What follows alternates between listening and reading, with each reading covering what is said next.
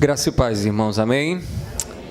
Abra o seu coração para aquilo que Deus tem a falar às nossas vidas nessa noite. Quando a gente vem para essa reunião de culto a Deus, de adoração ao Senhor, às vezes nós trazemos da nossa casa, do nosso lar, algumas preocupações, e essas preocupações tendem a roubar a nossa atenção naquilo que Deus, Ele fala.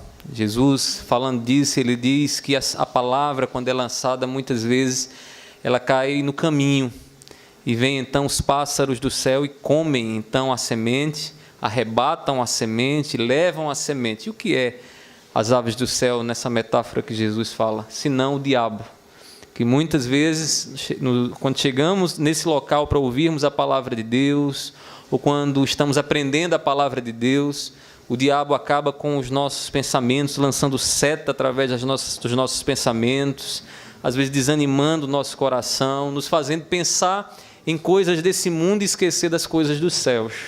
Então, que nessa noite o seu coração possa estar aqui ligado no céu, amém? Então, vamos abrir nossas Bíblias, vamos ouvir a palavra do nosso Senhor nessa noite, lá em João, Evangelho de João, capítulo 15, do versículo 1 ao versículo de número 8. Eu sou a videira verdadeira, e meu Pai é o agricultor. Todo ramo que estando em mim não der fruto, ele o corta, e todo o que dá fruto, limpa, para que produza mais fruto ainda. Vós já estáis limpos pela palavra que vos tenho falado. Permanecei em mim, e eu permanecerei em vós. Como não pode o ramo produzir fruto de si mesmo, se não permanecer na videira, assim nem vós o podeis dar, se não permanecerdes em mim. Eu sou a videira, vós os ramos. Quem permanecer em mim e eu nele, esse dá muito fruto, porque sem mim nada podeis fazer. Se alguém não permanecer em mim, será lançado fora, à semelhança do ramo, e secará. E o apanham, lançam no fogo e o queimam. Se permanecerdes em mim, e as minhas palavras permanecerem em vós, pedireis o que quiserdes, e vos será feito. Nisto é glorificado meu Pai, em que deis muito fruto, e assim vos tornareis meus discípulos. Você já deve ter experimentado o estado de frustração da alma. A frustração é um estado, que deixa o nosso coração chateado, que deixa os nossos corações sensíveis. Muitas vezes, num ato de frustração, tendemos a compensar a nossa ira, lançando sobre outros a nossa ira, colocando sobre outros assim a nossa raiva. A frustração é esse sentimento em que normalmente nos acontece quando nós fazemos planos, fazemos todo um projeto, tudo bonitinho, e acreditamos que vai dar certo, e a coisa não acontece exatamente como nós planejamos.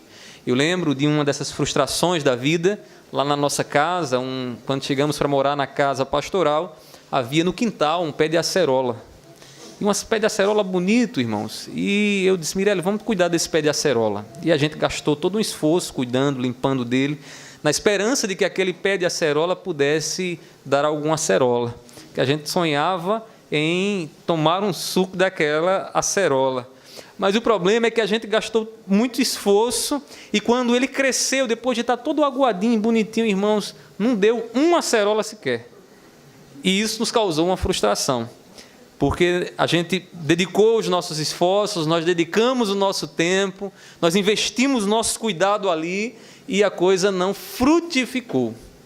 Quantas vezes também não nos frustramos com pessoas, dedicamos nosso tempo, atenção, investimos até financeiramente, e no final não colhemos aquilo que nós esperávamos colher, e isso traz um entristecimento da alma, isso nos deixa abatidos e sensíveis. E por que eu estou falando isso nessa noite? Irmãos, porque humanamente, olhando para o povo de Deus, o Israel do Senhor, nós teríamos ali um plano frustrado.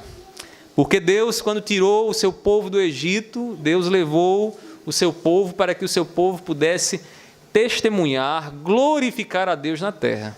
Mas o povo de Israel não fez isso. O povo de Israel, quando teve um momentozinho de folga, começou a se envolver com outros deuses, começou então a aparentemente frustrar aquilo que Deus havia determinado.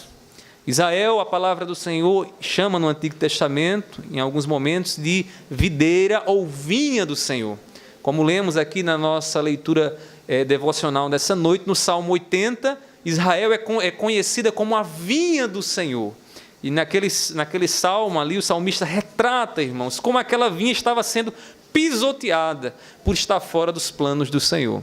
De maneira que, humanamente, entenda bem aqui, humanamente falando, Israel parecia estar ali frustrando os planos do Senhor.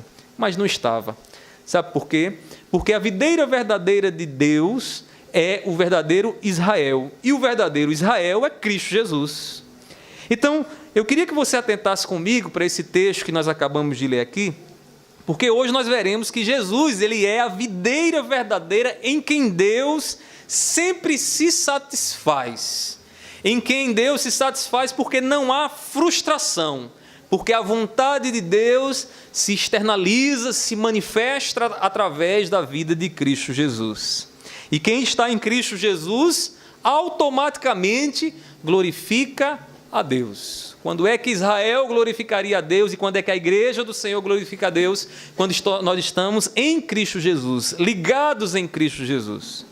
Irmãos, Deus é glorificado em nossas vidas quando a vida de Jesus está em nós. E se você sair daqui nessa noite, apenas compreendendo isso que eu acabei de lhe dizer agora, você vai compreender toda a essência da mensagem que Deus tem a ministrar em nossas vidas. E a mensagem, de forma mais aplicativa para mim e para você nessa noite, é que nós precisamos nos esforçar mais para estar ligados em Cristo Jesus. Nós precisamos estar mais em Cristo Jesus, para que Deus seja glorificado em nós, para que os céus sejam manifestados em nossas atitudes, em nossas ações, em tudo o que viermos a fazer. E Jesus vai nos ensinar isso através de uma metáfora muito conhecida da sua época, e para nós também, muito conhecida, a metáfora ali, ou parábola também, alguns chamam, da videira e dos seus ramos. Então, eu queria que você pudesse prestar atenção comigo aqui, João capítulo 15, do versículo 1 ao versículo 8, que Deus vai nos mostrar, João vai nos mostrar, melhor dizendo, como Deus, ele faz os seus discípulos viverem para a glória dele. E aí, nós vamos ver 3 atitudes que Deus aqui manifesta, e essas atitudes nos mostram como Deus age na nossa vida, para que eu e você possamos glorificar a Ele. Então, preste atenção comigo. Primeiramente, João vai nos mostrar aqui que Deus, ele planta sua videira para a sua própria glória. Deus planta um povo, Deus planta alguém que é a videira, Jesus Cristo, para a glória dele. Irmãos, observe no texto, no versículo de número 1, que Jesus diz assim: eu sou a videira verdadeira e meu Pai é o agricultor. Jesus aqui se refere a 3 personagens aqui. Primeiramente, a videira, ele diz, eu sou. Este eu sou de Jesus aí é mais um daqueles eu sous que remete ao que o próprio Deus, como o próprio Deus se revela, como o eu sou. E ele diz, eu sou a videira. Eu sou a videira verdadeira. Ele diz, meu Pai é o agricultor e vocês são os ramos. Como ele atribui ao Pai o papel de agricultor, e como agricultor é a função dele plantar a videira. É a função dele semear a semente, cuidar para que com o crescimento daquela semente as ervas daninhas sejam afastadas, com o objetivo de que aquela árvore produza seu fruto. Irmãos, quando nós olhamos para o Antigo Testamento, vemos que Israel era a videira que Deus havia colocado, que Deus identifica como a videira. Mas aí, quando lemos lá no Salmo 80, versículo 8, diz assim o salmista, veja só: trouxeste uma videira, ele se referindo a Deus, uma videira do Egito, expulsaste as nações e a plantaste. Ou seja, Deus tira o seu povo do Egito, leva para uma terra chamada terra de Canaã, expulsa os seus moradores e planta planta Israel ali, no que hoje nós conhecemos como a Palestina ou Israel, coloca Israel naquele lugar ali. O problema é que o agricultor colocou lá, mas a vinha, a videira, não deu o seu fruto. De maneira que, na mentalidade daqueles que estavam ouvindo essas palavras de Jesus, isso tinha um sentido muito forte. Porque aqueles que estavam ouvindo entendiam quem é a videira verdadeira. Israel é a videira. Mas agora Jesus diz: Israel não é a videira verdadeira. A videira verdadeira sou eu. A pessoa a quem vocês devem estar ligados é a minha agora. Vocês precisam estar ligados na minha vida. As minhas palavras precisam estar no coração de vocês, na vida de vocês. O meu amor precisa estar em vocês. Aqui nós aprendemos, irmãos, uma lição. Que é Deus quem planta o seu povo. Que a igreja do Senhor, eu e você, estamos fincados, estamos unidos ali à videira verdadeira. E quem é a videira verdadeira? Jesus. Jesus foi plantado por Deus, Jesus é o fundamento da igreja. A igreja, enquanto estiver aqui, irmãos, ela está em fundamento seguro, ela está na rocha, porque foi Deus quem estabeleceu, irmãos, a videira. Ele é o agricultor. Jesus aqui mostra na relação entre pai e filho, que o pai é o plantador, que é ele quem lança a semente e faz plantar assim a videira. Homem algum pode fazer isso, e nem estratégia alguma. Às vezes ou outra a gente encontra pessoas que acham que pode plantar a videira, né? Sabe aquela pessoa que acha que é dono da igreja? Sabe aquela pessoa que pensa que as ovelhas que pastoreiam é delas? Irmãos, a palavra do Senhor não nos ensina assim. A palavra do Senhor nos ensina que é Deus quem planta a videira. E o povo de Deus, as ovelhas do Senhor, os ramos do Senhor, estão na videira que Deus plantou, e a videira é Cristo Jesus. Onde você está plantado, meu irmão? Onde você está plantado? Na videira que Deus plantou, ou na videira que você quis plantar? Porque, ou como nós somos facilmente inclinados a querer plantar a nossa própria videira, a querer regar os nossos próprios planos e projetos, acreditando que o que estamos fazendo está tudo legal e Deus vai aceitar. Como se Deus pudesse olhar para os nossos planos e dizer: como os teus planos são bons, como é bom que você está fazendo, continue fazendo isto. Irmãos, Deus é soberano e foi Ele quem plantou a videira, e nós precisamos estar na videira verdadeira, e a videira verdadeira é Cristo Jesus. A antiga videira, Israel, ela foi plantada por Deus, porém, diz o texto de Isaías, capítulo 5, versículo 2, que Israel produziu uvas bravas. Você sabe o que é uvas bravas? Quando eu morava lá no interior de Pernambuco, que íamos para aqueles parreirais de uva, irmãos. Muitas vezes sentávamos lá embaixo daqueles parreirais e começávamos então a chupar uva. E às vezes chupávamos tantas uvas, irmãos, ficávamos ébrios, meio bêbados, porque a uva é alcoólica, né? Então você começa a chupar, daqui a pouco você está meio zonzo. Irmãos, e às vezes nós nos deparávamos com uvas bravas. E sabe o que é uvas bravas? Uvas azedas, amargas. Você bota na boca, você não sente o docinho dela, você dá vontade logo de colocar ela para fora. O profeta Isaías diz que Deus leva o seu povo, tira o seu povo do Egito, leva para a terra prometida. Deus cuida do seu povo, coloca cercas ao redor do seu povo, está ali zelando pelo seu povo. Mas aí, na hora que esse povo vai produzir fruto, o que é que o povo faz, irmãos? Produz frutos azedos, produz uvas bravas. Irmãos, a videira verdadeira é Jesus. E quem está em Cristo Jesus, se você estiver em Cristo Jesus, as tuas uvas não vão ser bravas. As tuas uvas vão ser docinhas. Docinhas como aquelas que eu lembro de chupar, irmãos, de saborear, e que elas davam vontade de chupar cada vez mais e mais e mais, quando a nossa vida está em Cristo Jesus, quando os meus pensamentos são os pensamentos de Jesus, quando os meus atos são os atos de Jesus, quando o que corre dentro do meu coração, irmãos, é a seiva do Espírito Santo em mim, e os meus frutos são os frutos de Jesus, irmãos. Esses frutos são saborosos, eles não são amargos, eles não são bravos. Cristo é a videira em quem podemos frutificar para Deus. Cristo é a videira, irmãos, em quem eu e você podemos agradar a Deus.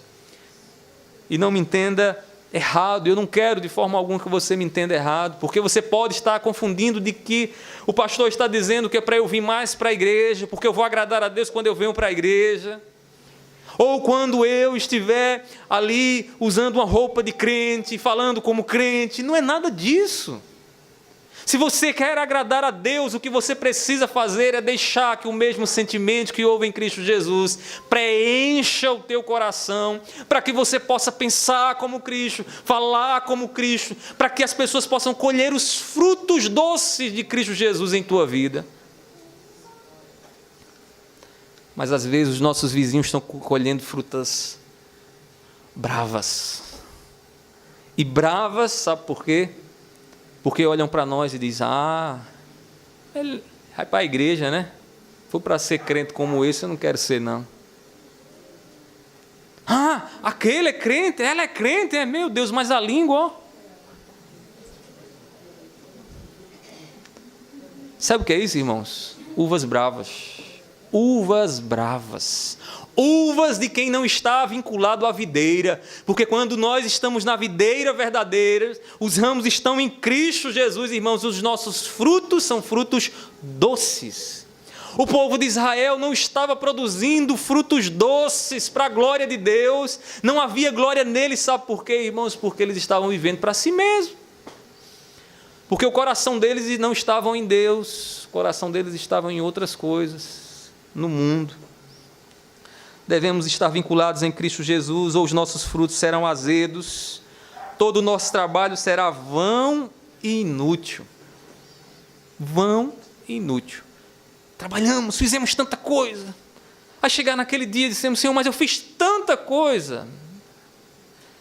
Jesus vai olhar para você e vai dizer, você fez para você mesmo. Você fez para outra videira. Você estava ligado em outra videira. Não é isso que a gente deve almejar, né, irmãos? O que a gente quer é, naquele dia, Deus olhar para nós e dizer, meu servo, minha serva, eu tenho um prazer em tudo que tu fizeste, porque tu ouviste as minhas palavras e não ficaste sem frutos. Tu obedeceste o que eu disse, as minhas palavras estavam em vocês. Então Deus olhará para mim e você vai se alegrar daquilo que você fez. E isso para nós já é um grande mistério, como é que Deus, excelso, infinito, grande, né, que está além da nossa compreensão, pode olhar para uma obra que eu e você realizamos, pecadores, e se agradar do que a gente faz, né? Já é um grande mistério isso. Irmãos, o agricultor deseja que cresçamos como ele quer. Sabe o que foi que eu fiz com o pezinho de acerola que tinha lá no quintal de casa? Passei a faca lá. Passei a faca. Está lá fazendo o quê? Ocupando espaço no quintal. Não faz sentido nenhum. Irmãos, graças a Deus, porque depois que a gente passou a faca lá, começou a nascer um pezinho de mamão no lugar. E eu não sei de onde veio esse mamão, mas nasceu lá, o mamão. Irmãos, esses dias agora minha esposa tirou mamões grandes, doces, que pareciam mel. E eu disse, que coisa boa, olha só que corte maravilhoso. Cortei um pé de acerola, veio um de mamão. Graças a Deus, porque o pezinho de mamão está lá, dando seu fruto. Porque a árvore que não dá fruto, irmão, só atrapalha. Aquele pezinho de mamão não iria crescer nunca se aquela árvore frondosa e infrutífera estivesse ali. Irmãos, diante disso, João ainda nos mostra outro ato de Deus que faz a vida dos seus discípulos glorificarem ao Pai. E aí ele vai nos mostrar que Deus cuida de sua videira, a fim de que ela frutifique. O Pai planta, a videira é dele, mas ele não deixa a videira lá. Ele cuida dessa videira, na metáfora que Jesus usa aqui. E aí a videira era uma planta, na época de Jesus, que requeria muito cuidado. Eram duas plantas muito comuns no quintal de todo judeu. E qual era? A oliveira e a vinha ou a videira, né? E a figueira também. Eram essas três. E eles tinham que ter um certo cuidado. Não podia simplesmente plantar e dizer, não, deixa crescer aí, enramar aí, que vai dar tudo certo no final. Tinha que estar lá cuidando. E aí, irmãos, era necessário fazer a poda dos galhos secos.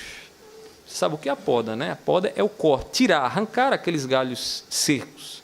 E isso tem um sentido, porque quando a poda tira os galhos secos, naquele momento ali, aquela energia, aquela força que estava sendo destinada para ver se aquele galho seco iria se recuperar, passa agora a ir em direção ao quê? Ao galho que tem a disposição para frutificar. O galho que está lá, verdinho. E eu acredito que nessa metáfora nós já tiramos uma lição aqui muito interessante para a igreja. E a lição é a seguinte: podemos aprender que pessoas infrutíferas no meio da igreja tomam a força daqueles que estão dispostos a frutificarem.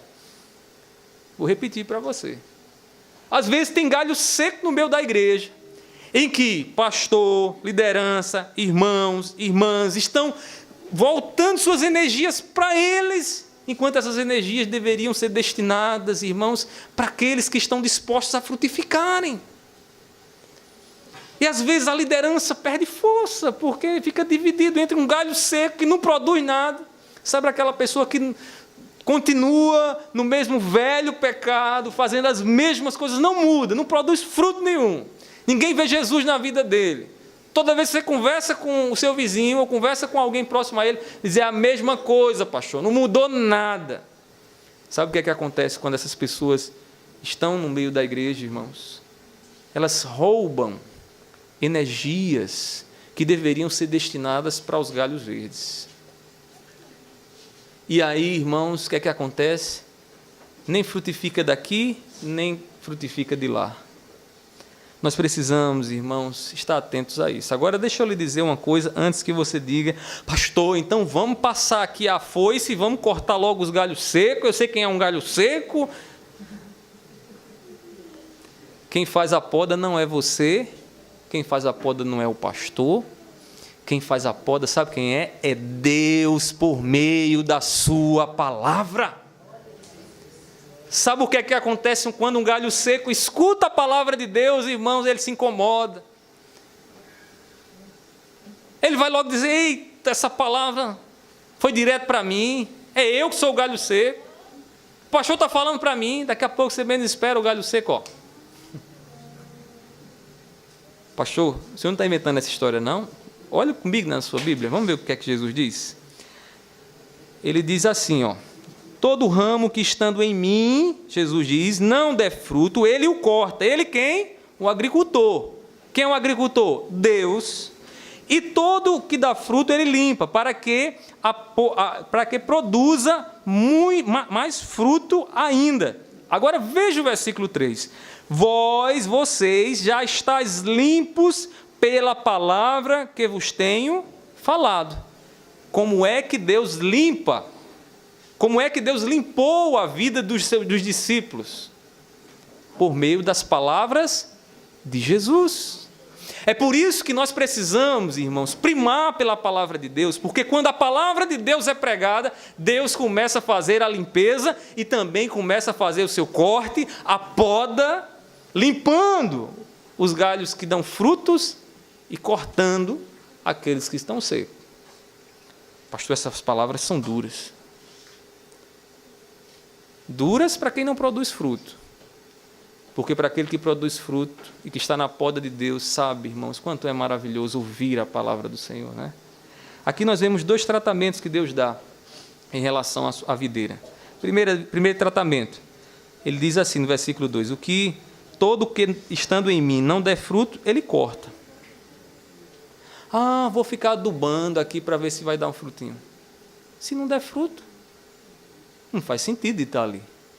Aí ele diz ainda no versículo 2, todo o que dá fruto, ele limpa, para que produza mais fruto ainda.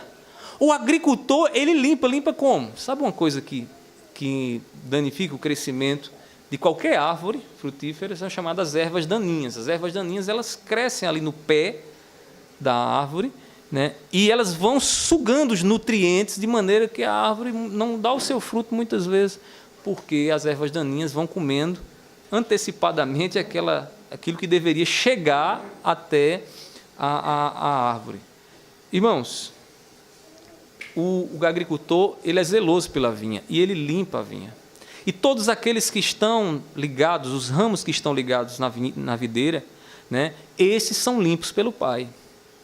Isso quer dizer o seguinte, que se você, mesmo que você esteja produzindo fruto, Deus vai passar a poda dele em você.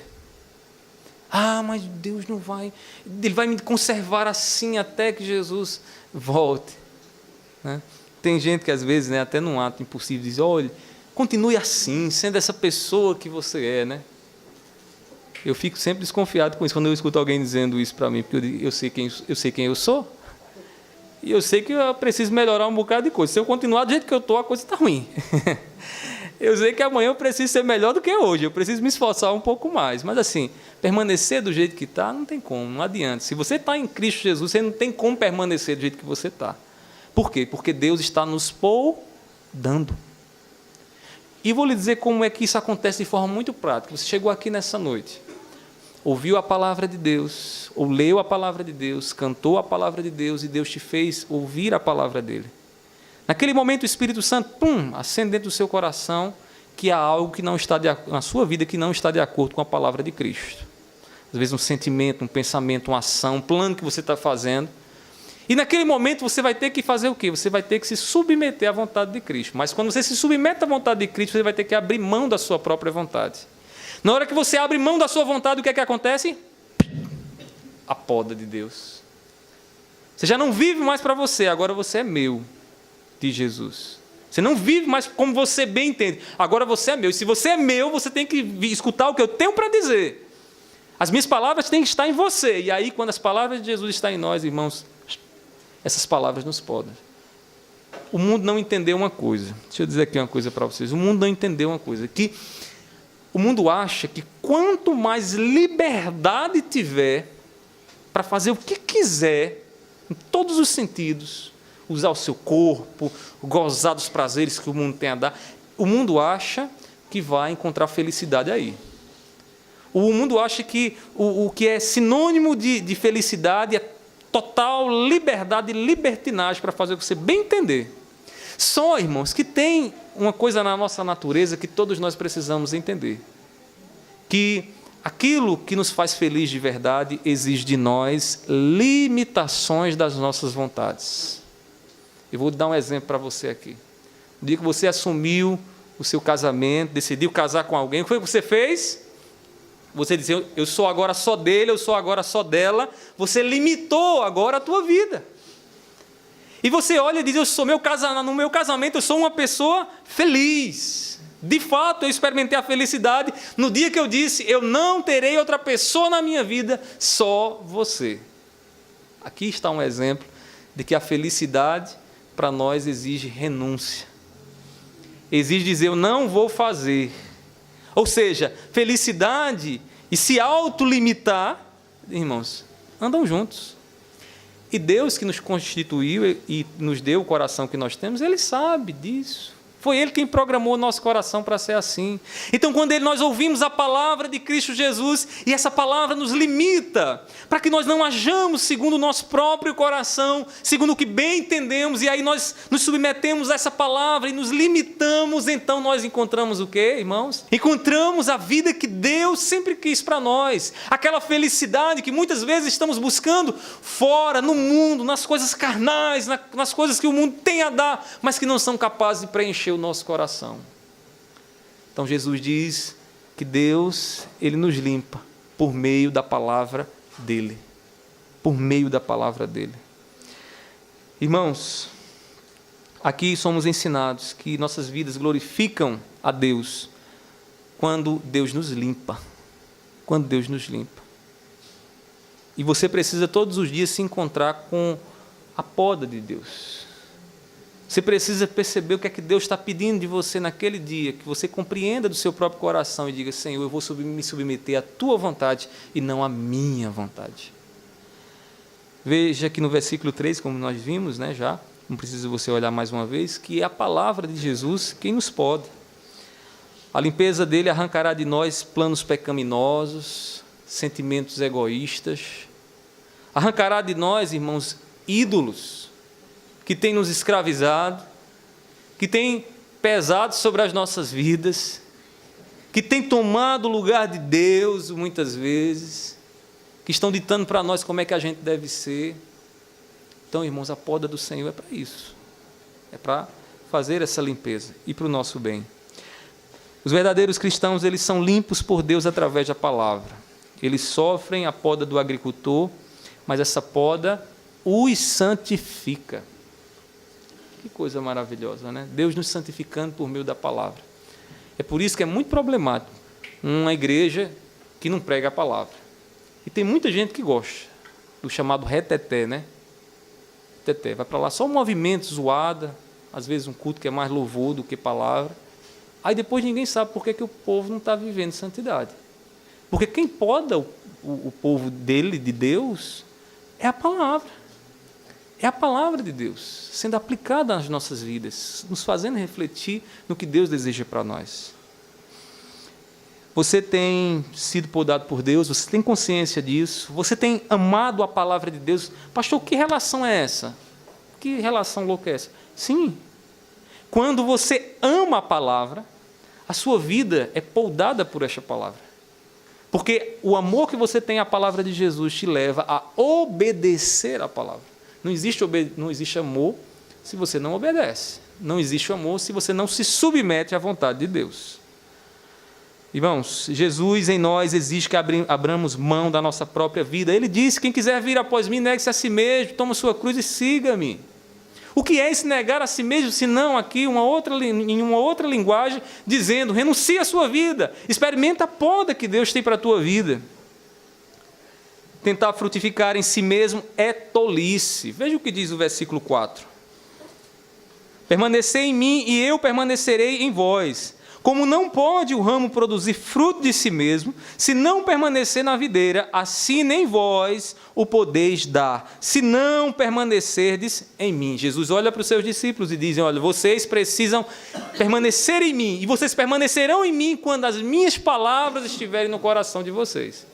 Porque se isto não acontecer, vocês não irão produzir frutos para Deus, vocês não glorificarão a Deus, a igreja não cumprirá o seu propósito aqui, não dará o seu fruto aqui na terra. Por quê? Porque as palavras de Jesus não estarão no coração dela. Então, não adianta argumentar com Deus e dizer, Senhor, tu sabes como os meus planos são bons, né?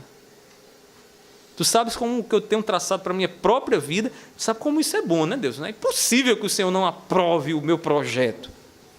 Irmãos, só existe um projeto que Deus aprova, que é o projeto de Cristo Jesus. Para nós que somos cristãos, não existe outro caminho. Ele diz, eu sou o caminho, não um caminho, o caminho. Quer dizer o seguinte, só tem um caminho para ir até Deus, e o caminho é por meio de Jesus. Mas deixa eu lhe dizer, como o nosso coração, irmãos, é inclinado a fazer os nossos próprios planos. Quantas vezes nós não estamos como quem estivesse dirigindo um carro e de repente nós entregamos o volante do carro ao Espírito Santo e dizemos, Espírito Santo, me guia agora. Leva aí minha vida. Toma a frente da minha vida. Vai lá na frente, no volante. Cuida de mim, cuida da minha família, me usa na minha família, e aí é uma maravilha. Daqui a pouco vem um aperto, e a gente dizendo, Espírito Santo, volta para o banco de passageiros, que agora quem vai resolver sou eu. Vez ou outra encontramos gente dizendo, coisa da igreja o pastor resolve, mas da minha casa quem resolve sou eu. Nem quem resolve da sua casa, nem é você e nem sou eu. Quem resolve é Cristo Jesus. E quando Cristo Jesus resolve, irmãos, a coisa é diferente. Quantas vezes eu já presenciei, irmãos, pessoas decididas a se separarem. Não dá mais, eu não aguento mais, já procurei o advogado. A gente chama, vamos ler a palavra? Lê aí, Efésios capítulo 5. Marido, ame a sua esposa como Cristo amou a igreja. Mulheres, sejam submissas aos seus maridos em Cristo Jesus. Quem tem o Espírito Santo, irmãos, nesse momento, é podado por Deus. Porque não é o que você quer nem o que eu quero, é o que Deus quer. E uma vida que está nas palavras de Jesus frutifica para Deus. A videira que Deus nos deu, em quem nós estamos vinculados, irmãos, requer de nós frutos. Frutos. E os frutos só virão em nossas vidas se estivermos nele. Sem mim, vocês não podem fazer nada. Você tem pedido ao Senhor e orado ao Senhor. Observe bem o que Deus está dizendo aqui na sua palavra. Sem Cristo Jesus, sem a vontade dEle, sem o querer dEle no teu coração, você não pode fazer nada que possa agradar a Deus. Ninguém vai ao Pai, senão por mim, disse Jesus. Irmãos, para encerrar, João ele nos mostra outra atitude aqui de Deus em relação à glorificação dele em nossas vidas. E aí ele nos mostra que Deus ele espera colher os frutos de Cristo em nossas vidas. Primeiro ele planta, segundo ele cuida da sua videira e ele mantém o que? A expectativa de que frutos sejam dados. Quem é que planta? Passa o tempo todinho regando lá, né? Regando, cuidando, tirando um espinheiro aqui, uma erva daninha ali, e no final não quer comer o fruto daquilo que plantou. Deus quer. E nas palavras de Jesus, nós vamos aprender isso. Que João faz questão em mostrar que Jesus nos mostra isso. Veja aí, comigo, no versículo 6 ele diz: se alguém não permanecer em mim, será lançado fora, à semelhança do ramo, e secará. Jesus está dizendo, em outras palavras, o seguinte: se alguém não permanecer nas palavras dele, ou seja, se o que ele está falando não entrar até o coração e não produzir uma nova vida em mim, você vai ser como um ramo seco. Porque quando você não estará vinculado nele, o que é que acontece quando o ramo não está vinculado na videira? Ele seca, né? Ele seca. Se você cortar lá um ramozinho, desvincular ele do caule, o que é que vai acontecer? Ele vai secar. E ele seco só serve para uma coisa, que aí é a linguagem de juízo. Ele diz o seguinte: seca, né? Lançam no fogo e queimam. Nessas horas os discípulos tremeram. Está dizendo aqui, ou seja, se eu tenho ouvido o que ele está dizendo e minha vida continua a mesma vidinha de pecado de outrora, então só me serve uma coisa: esperar o fogo, esperar o juízo de Deus. Eu espero que você não esteja esperando o juízo de Deus. Porque você frequenta a igreja, você vem para a igreja, você faz parte, acha até legal aquilo que os crentes fazem, até está envolvido no meio dos crentes, mas não produz fruto. Porque quando sai dessas paredes aqui, você continua a mesma pessoa pecaminosa de outrora. E se isso fosse aplicado a uma vida de casal, né? Vem para a igreja, escuta a palavra, chega em casa, começa a fazer a comida sem sal, com raiva do marido. Ou então diz para ele: você hoje vai dormir no sofá. Ou então enche de sal para o indivíduo a pressão subir logo, né? Falta de frutos, irmãos. Ouvir a palavra de Deus e não deixar a palavra de Deus penetrar o nosso coração e nos mudar.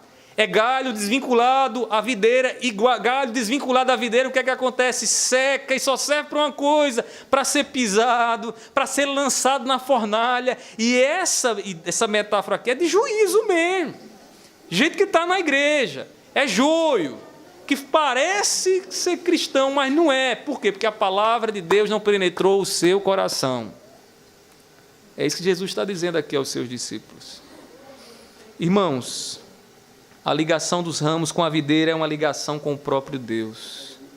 E essa ligação com o próprio Deus em Cristo Jesus nos leva a revelar Deus, a glorificar a Deus através das nossas vidas. Jesus disse aos seus discípulos: se permanecerdes em mim e as minhas palavras permanecerem em vós, pedireis o que quiserdes e vos será feito.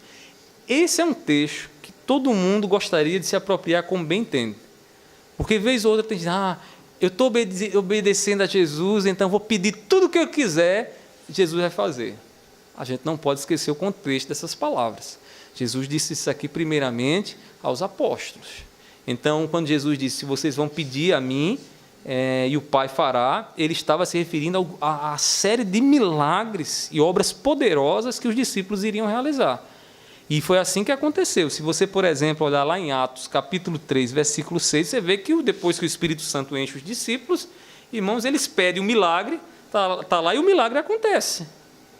Eles invocam o nome do Senhor e a obra acontece. Aí você diz, pastor, então quer dizer que era uma obra especial só com os apóstolos? Eu diria que seria uma obra dada no maior grau aos apóstolos, mas que eu e você hoje podemos sim também, pela fé, pedir a Deus, clamar a Deus e rogar a Deus, Senhor, cura. Mas nós precisamos entender uma coisa, que essa oração não é uma oração em que eu ordeno a Deus e Deus tem que fazer porque eu sou tal. Não é nada disso. É uma oração em que eu digo, Senhor, faça-se a tua vontade. Faça-se o teu querer. Se tu quiseres curar, tu cura. Se tu quiser levantar o paralítico, tu levantas. Se tu quiseres sarar, tu sara, Senhor. Eu não tenho condição alguma de marcar o dia do milagre. Como tem gente que quer marcar o dia do milagre. Terça-feira do milagre. Venha para aqui que a terça-feira do milagre vai acontecer.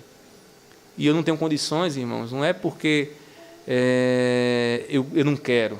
Eu não tenho condições, irmãos, porque o meu Deus, o nosso Deus é soberano. E eu oro, Ele faz no dia que quer. Cura no dia que quer. Tem dia que nós pedimos ao Senhor, o Senhor faz algo e Deus tira lá aquilo que está atormentando, aquela enfermidade, mas tem dia que Deus não quer tirar.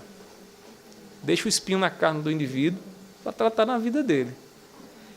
Irmãos, Deus espera ser glorificado pelos frutos da vida de Jesus em nós. Ele termina dizendo o seguinte, pelo menos essa perícope que nós estudamos aqui. Deus, Ele espera ser glorificado. Ele diz assim, versículo 8, nisto é glorificado meu Pai, em que deis muito fruto, e assim vos tornareis meus discípulos. Um detalhezinho que não pode passar despercebido aqui, é que ele diz o seguinte, em que deis muito fruto. Por que ele não diz muitos frutos? O que ele está falando aqui é o que Paulo entendeu e chamou de o fruto do Espírito Santo. O que Jesus quer e que o Pai espera de mim e de você é que o fruto do Espírito Santo esteja em nós. E o fruto do Espírito Santo é mansidão, domínio próprio, amor, longanimidade, benignidade. Isso tem que estar na nossa vida. Quando isso está na nossa vida, o que é que acontece? Jesus é manifestado e nós então damos o fruto. Nós não permanecemos uma videira infrutífera, porque estamos ligados em Cristo Jesus. Em Cristo Jesus. Por isso que é estranho que alguém esteja em Cristo Jesus e continue carnal, mundano e fazendo coisas que não glorificam ao Pai. Que o povo vê o diabo, mas não vê Jesus. Irmãos, Ele plantou a sua videira nesse mundo para que o fruto fosse gerado. Nós, a Igreja de Cristo, precisamos compreender que para o que fomos chamados para glorificar a Deus no mundo. O Pai nos plantou para que nós pudéssemos nesse mundo dar frutos para Ele. Como diz lá em 1 Pedro, capítulo 2, versículo 9, ele diz, a fim de que as virtudes de Deus sejam conhecidas através de nós. As virtudes daquele que nos tirou das trevas para a sua maravilhosa luz. Que frutos temos dado a Deus em nossas famílias? Pare e pense.